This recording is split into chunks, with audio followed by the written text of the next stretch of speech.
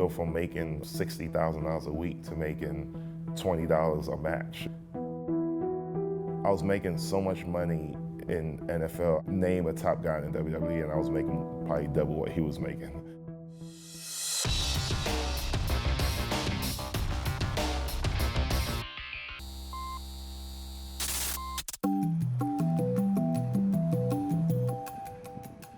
I was brought up in a real rough neighborhood. It was neighborhood was so rough. My mom didn't let me or my three brothers ever go out. She was real strict on us about staying home, and the neighborhood was so tough. I think at like 10 years old, I saw my brother get robbed, armed robbed, like in person. That was like traumatizing. That just shows you an example of how tough the neighborhood and DC area was that we grew up in. It was at some point where I feel like Washington DC had like the #1 murder rate or something in the United States, so it was pretty bad. But I mean, we did good. We stayed home most of the time. We was in our home by at least like 6:30 before the lights went out, so before it got dark. I mean, we stuck with each other, protected each other, took care of each other.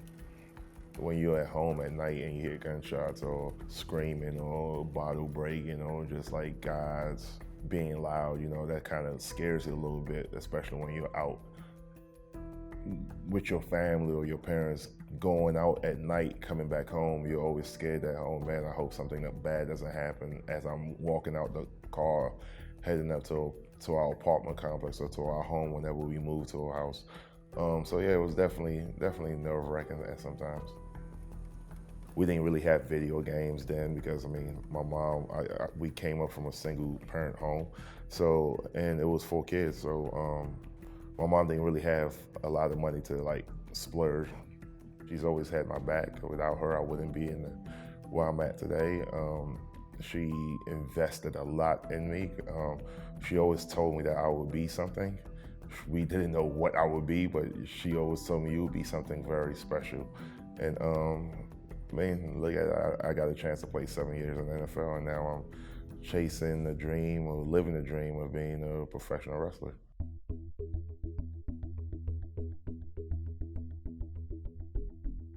It was funny because my mom knows nothing about football, nothing at all. So every 10 minutes she'll come in, she'll be like, "You get drafted yet?"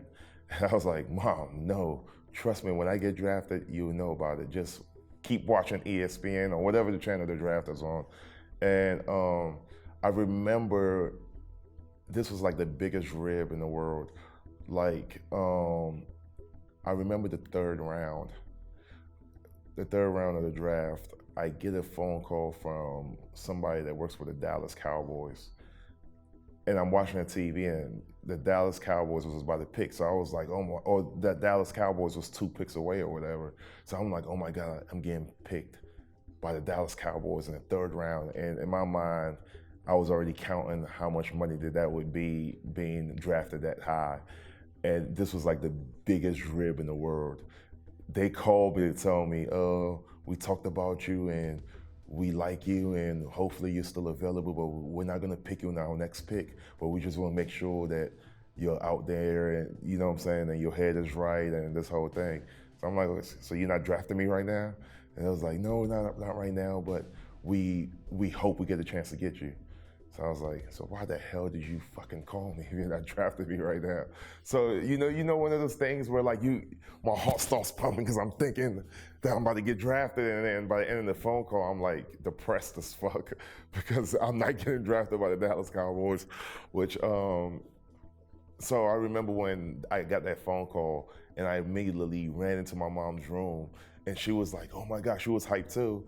And she kind of knew something was wrong because she saw my facials, and she was like, "Okay, this isn't a kid that is about to get drafted. Like, what the fuck is going on?" So that was the biggest rib. It was almost like my friends like planned that to happen.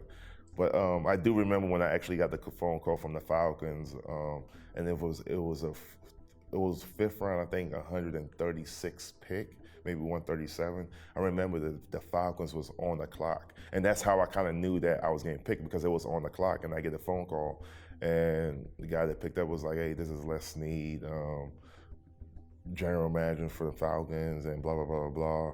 And I didn't even say nothing to my mom. My mom really popped when my name came up on the TV, and it was like Quinn Ojanaka. And she looked at it, and she started screaming.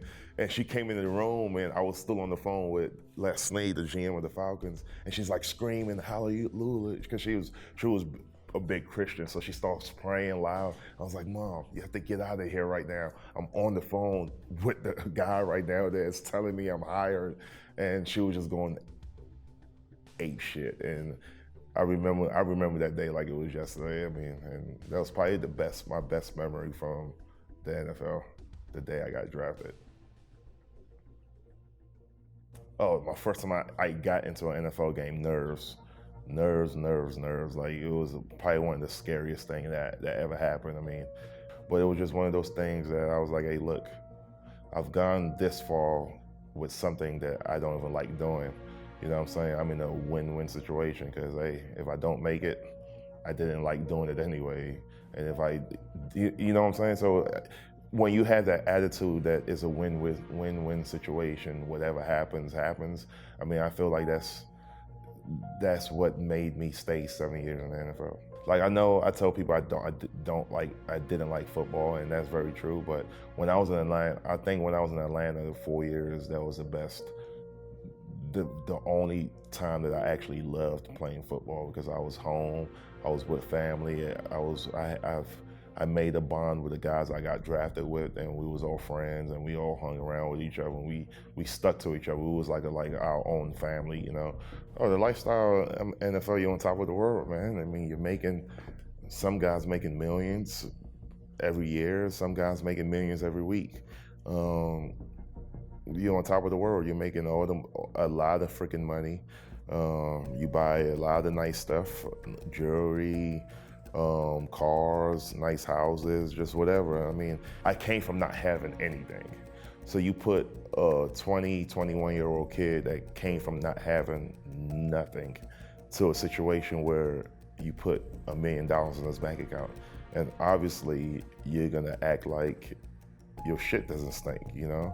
And luckily, I met my ex-wife, and she helped me with, you know what I'm saying, with saving a little bit, and pretty much just like a reality check. Like, hey, just because you're making all this fucking money, that doesn't mean that you can't fucking get in trouble, and you can't.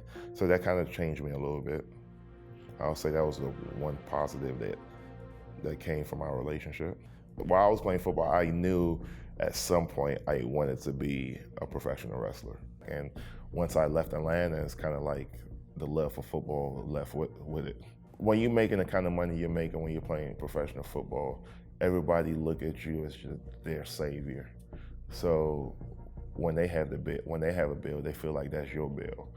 You have to learn how to say no, because you're gonna have people you don't know that you've never met come to you to ask you to pay for something or to borrow money. So you have to learn how to say no. And the same thing is when guys with professional wrestling, especially when you're starting off, you gotta understand, when I started off wrestling, my first few shows I did for like 20, 30 bucks. So you go from making $60,000 a week to making $20 a match, which is like night and day, you know?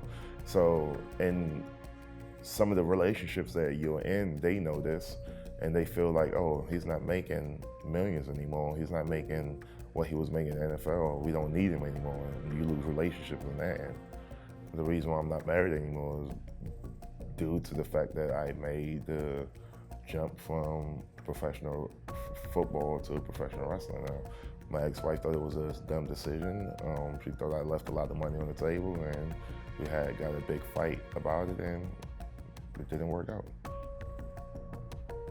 I was making so much money in NFL. I was making more money than name a top guy in WWE, and I was making probably double what he was making. So I know now, I mean, it doesn't matter what level of wrestling I get to. I'm probably not gonna make what I was making in the NFL, and that's fine. I mean, money isn't everything. It's about the love and passion of what you're doing, which I have a lot of love and passion for professional wrestling. But I mean, like I said, when I decided to become a wrestler, I knew I wasn't gonna make anything close to what I was making, and that was a risk I was willing to take forward to pursue a dream.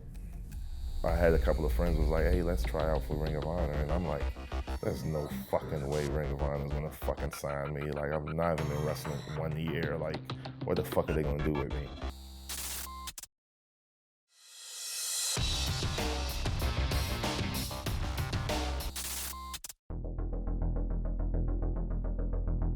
So I go to the WWE training center and never took a bump, never did anything wrestling wise. Get a tryout, and the tryout, I mean, moving was great because I'm athletic, so I can move.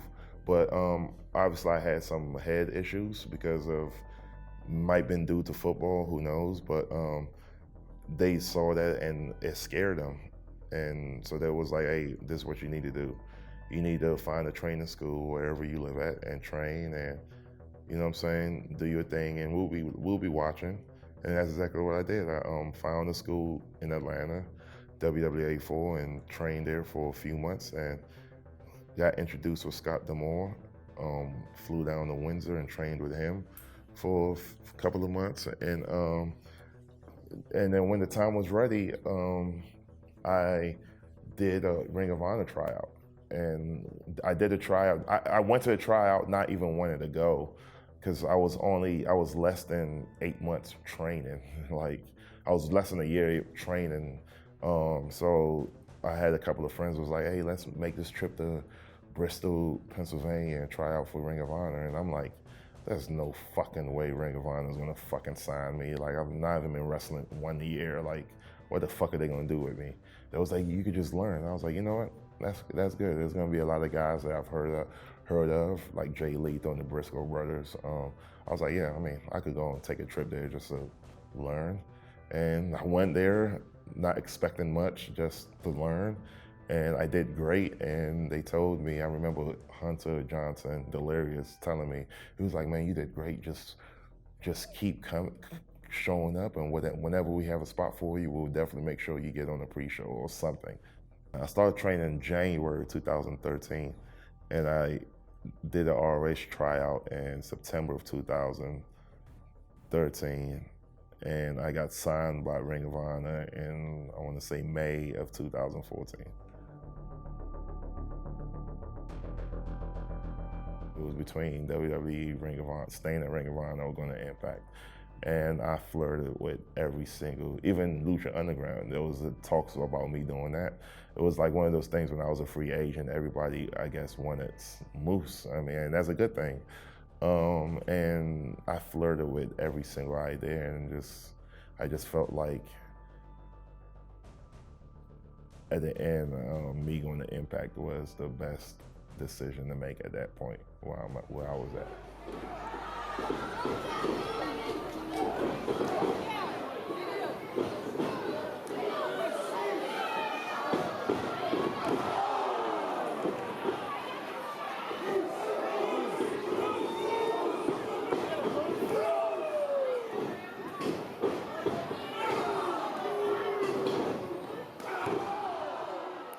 I'm signed here for the longest contract in the company, so I mean, and I'm happy about it, and there's no rush to jump ship to go to WWE.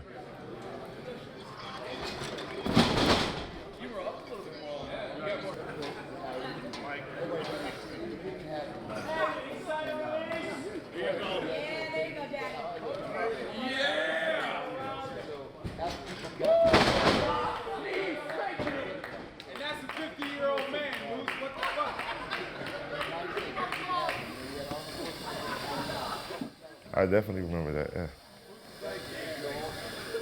I was in my head, I was like, you fucking asshole.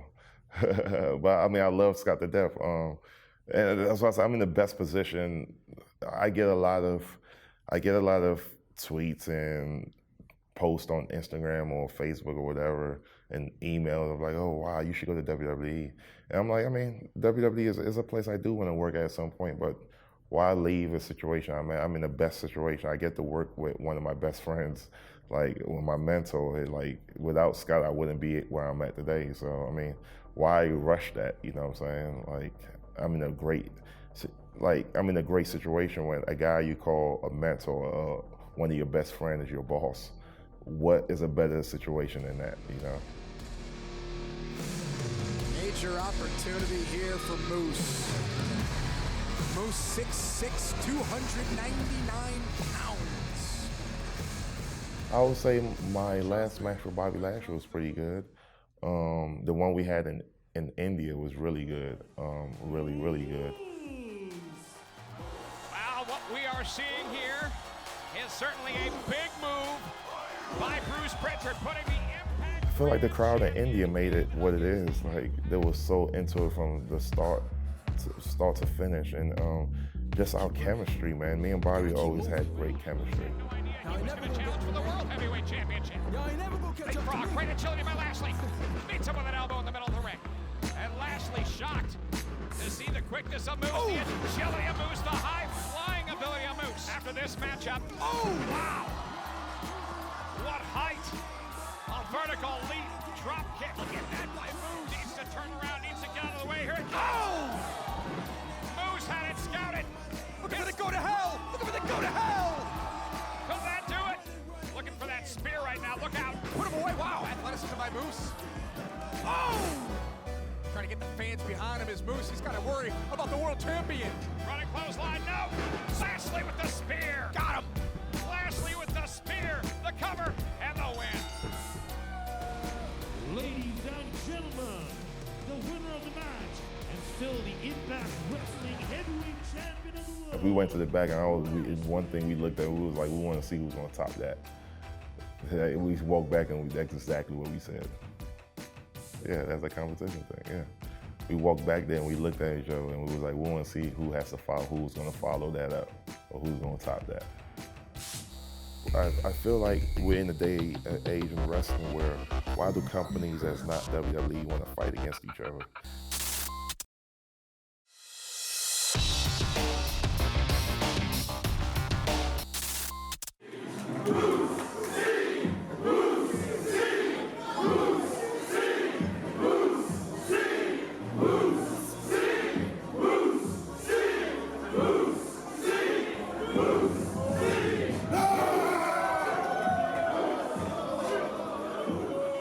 With me and Alberto, we went out there and we fucking killed it. And we had the crowd chanting, "This is awesome," and all that great stuff.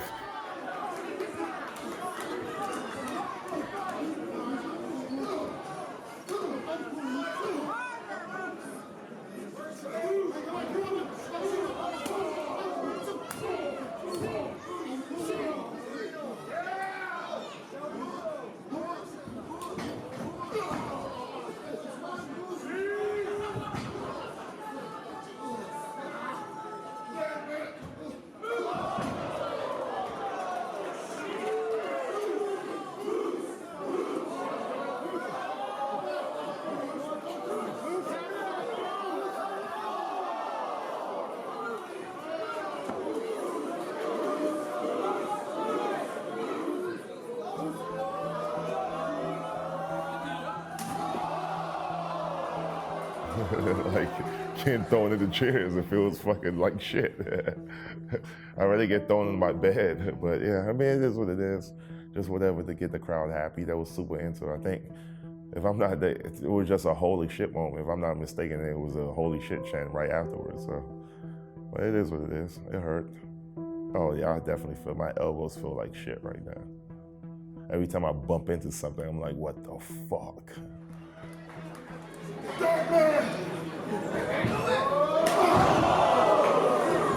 Most of the matches off the carpet, we'll do it as we go.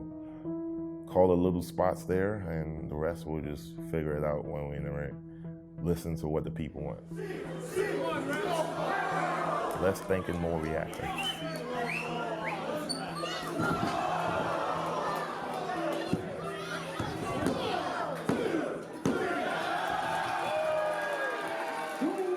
We looked at each other, it was like, that was definitely the best response of the night. I remember George Iceman, who's the owner of Destiny, came up to us and he was like, "You motherfucker stole the show again." Or he said that to me. He was like, "You motherfucker, you stole the show again." Like, and the funny thing about it, me and George have this. I've worked for George at Destiny Wrestling maybe 6 times, and all 6 times I've been in the show, at some point in the match, the crowd has started chanting, "This is awesome." And I got back there, and he came up to me. He was like, "6 for 6, you motherfucker." And I was like, "You know it."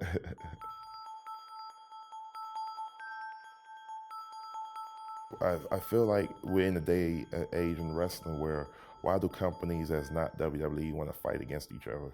Like, okay, we know unless something dramatic happens, none of us is going to be as big as WWE unless something, like I said, dramatic happens. So why not work with each other to at least try to get up there with them by combining, you know what I'm saying, companies? Like, for instance, why would Ring of Honor not want to work with Impact or not want to work with Lucha Undergrounds? Because there's a lot of dream matches that people would love to see. Like, who wouldn't pay $40 for tickets to see Moose versus Jay Lethal, or the Young Bucks versus LAX, or, you know what I'm saying, some of these matchups? Like, who wouldn't want to pay money to see that? These are dream matches. Like, you know, we never thought that we would see Chris Jericho in New Japan, you know, and we never thought that we would see Impact Wrestling versus Lucha Underground. So, I mean, I feel like we're coming up to in a decade or just in a year that we're gonna see a lot of big moves like that. And I do feel like, and at some point we will have a working relationship with Ring of Honor. I feel like we just have to. Hold me down, I'm praying town to town, I'm staying here inside me and my pride. I think it's less nerves being a wrestler. I think it's more tough going into the football world. Like, because you gotta understand everything you do in the football world is determined with you winning a game or losing a game. So with that, since there's more risk, you know what I'm saying, there's definitely more stress.